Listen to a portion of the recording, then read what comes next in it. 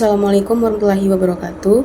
Perkenalkan, nama saya Yuti Wulansari dengan NIM 23005158 dari Prodi Pendidikan Nonformal. Saya dari kelompok 4 dengan tema 1 yaitu implementasi kurikulum merdeka. Di sini saya akan membahas tentang problema implementasi kurikulum merdeka pada jenjang SD kelas 3 serta solusinya. Latar belakang pendidikan. Selanjutnya, latar belakang. Pendidikan adalah dasar utama dalam membentuk sumber daya manusia yang berkualitas. Oleh karena itu, kurikulum harus terus diperbarui agar sesuai dengan perkembangan zaman. Menghadapi tantangan abad ke-21, pendidikan tidak hanya fokus pada aspek kognitif, tetapi juga karakter, kreativitas, dan kompetensi peserta didik. Selanjutnya yaitu rumusan masalah. Di sini ada 2 poin, yaitu apa saja problema yang dihadapi dalam implementasi kurikulum merdeka di kelas 3 SD. Yang kedua yaitu bagaimana solusi yang dapat dilakukan untuk mengatasi problema tersebut. Selanjutnya itu tujuan. Tujuan terdapat 2 poin juga, yaitu untuk mengetahui apa saja problema implementasi kurikulum merdeka pada jenjang SD kelas 3. Yang kedua, memberikan solusi dalam problema tersebut. Selanjutnya itu pengertian kurikulum, di mana minggu-minggu yang lalu kita juga sudah membahas tentang kurikulum. Apa itu kurikulum? Kurikulum diartikan secara etimologis berasal dari bahasa Yunani, yaitu kurir yang berarti pelarian, curare yang diartikan sebagai tempat berpacu.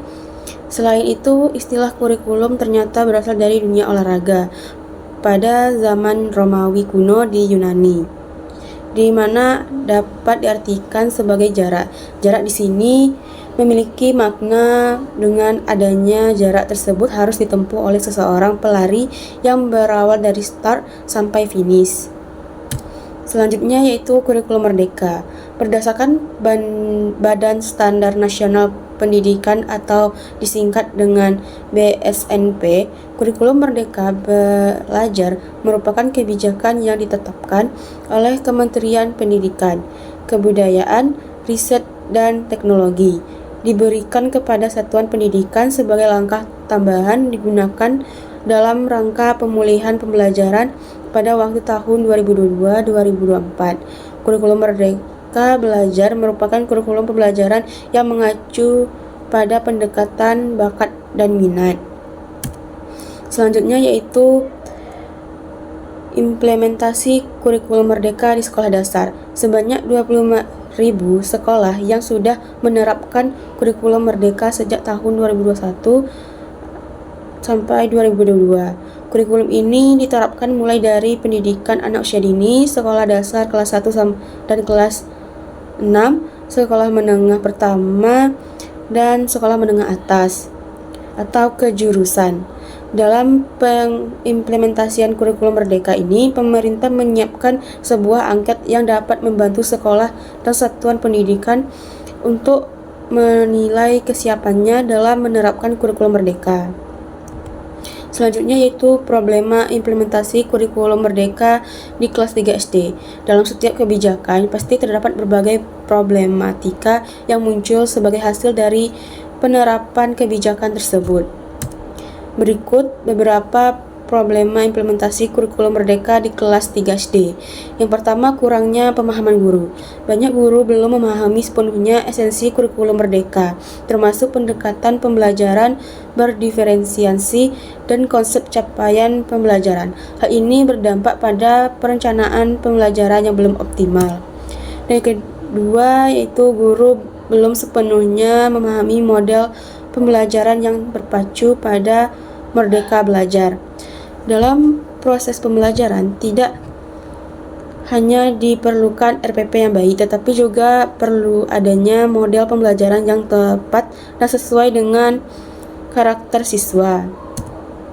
Dan yang ketiga, kurangnya inovasi guru dalam proses pembelajaran. Sebagai seorang guru, memang banyak hal yang harus dilakukan demi memajukan pendidikan. Selain itu, Merancang RPP dan menentukan model pembelajaran, guru juga dituntut untuk selalu memiliki inovasi serta mengikuti pesatnya perkembangan zaman agar tidak tertinggal. Selanjutnya yang keempat yaitu fasilitas sekolah yang belum memadai. Adanya media atau alat pendukung yang akan membantu untuk mencapai tujuan belajar. Tanpa adanya fasilitas yang memadai, maka akan terjadi kesulitan dalam menjalankan beberapa kegiatan yang memerlukan adanya alat atau media penunjang. Dan yang terakhir yaitu kesiapan dan adaptasi siswa terhadap metode pembelajaran baru.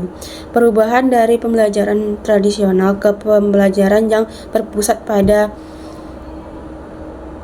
murid menuntut siswa untuk lebih aktif dan mandiri. Namun banyak siswa yang belum siap secara psikologis dan motivasi belajar, sehingga mereka merasa tertekan, kurang percaya diri, dan kurang antusias dalam mengikuti proses pembelajaran.